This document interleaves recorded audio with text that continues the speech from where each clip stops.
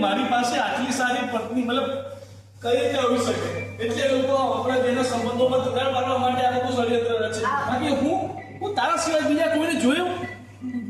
પણ નહીં આ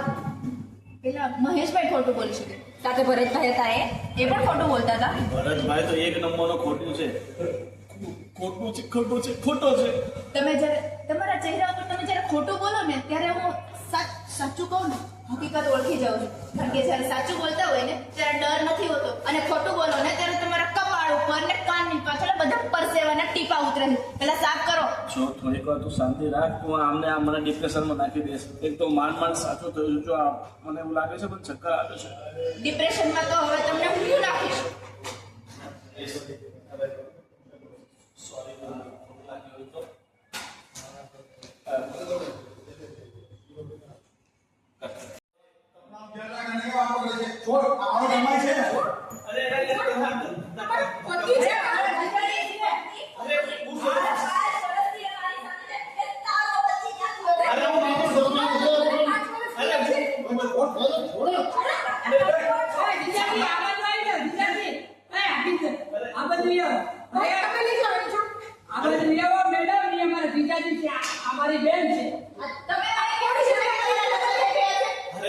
હું તમને બધાને સમજાવું છું શું છે ને શું નહીં અરે